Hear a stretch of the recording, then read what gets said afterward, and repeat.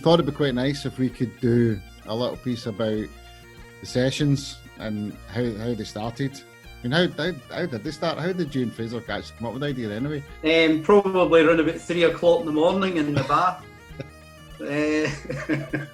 Well, I think at that point we were really at the peak of the music that Fraser used to organise to come in, and you know, probably didn't appreciate how good the music was at the time.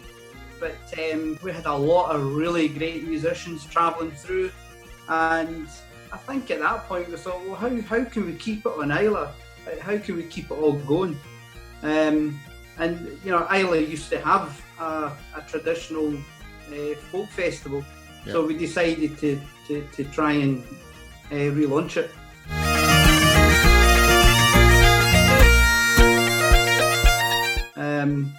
Decided to do it when, you know, there was nothing much happening on the island, and I think it's worked. The first one was absolutely awesome. Who was the first one? Do you remember?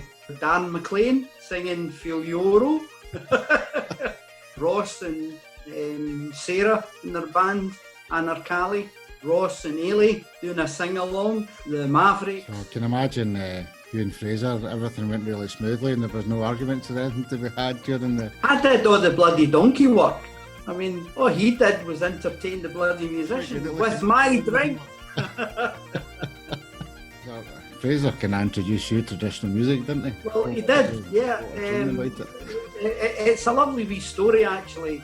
Angus Rice popped into the bar because I'd said to him, does he know anybody who's a musician on the island? He popped along and he said, I hear you're looking for some musicians. I said, yeah, and I said the perfect would be to try and get somebody in the bar to help me who knew musicians or was a musician. And he went, leave it with me. It disappeared. A couple of months later he popped up, and I think it was you that came with him.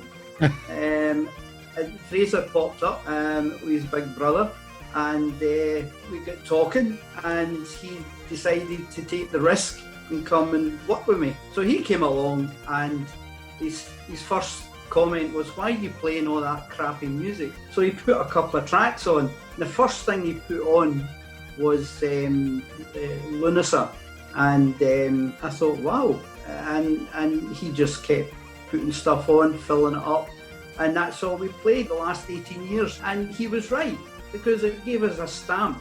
Then he invited some musicians over, and that blew me away. And then it just went from there.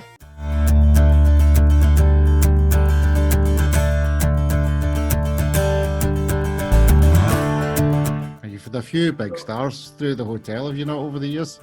Yes, yeah. I remember one night Capper Cayley came in after their gig down in Portnahaven, and they came in, and Michael McGoldrick at 2 o'clock in the morning demanded something to eat. My wife told him to bugger off, and I said, Isabel, you can't say that to somebody like him. She said, I just have. So she stomped away, made up some sandwiches and shoved them under his armpit while he was playing the whistle. He thought it was funny. Like I was astonished. I was appalled and embarrassed. But anyway, it was a good laugh. Anyway, they played till about 4 in the morning. An audience of 2, me and Fraser. So, but it was a great night. These nights you never forget. So one of the nice things I think about the hotel for me is the sessions during sessions that you have in the conservatory. Yeah, Fraser always wanted to do that, and I always poo-pooed it because I didn't think it was big enough. But the classic was that's when he started wearing a caftan and wandered about. With this sort of blazery thing in a caftan, and his idea was, well, we'll charge them sort of like £8 and they'll get a drink.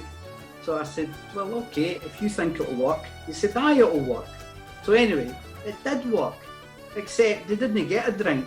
They got near enough a bottle of wine each, because he just kept pouring the wine out. Fraser was always generous with folks' drinks. But that was typical Fraser.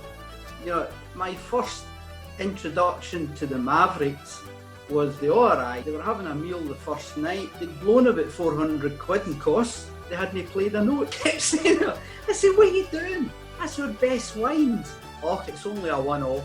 Anyway, we'll sort it out, he would always say. We'll sort it out. We never did sort it out. So obviously this year we've got our prize draw, and you've put up one of the prizes. Can you tell us a little bit about that? I can't remember what it was. Oh, for goodness sake.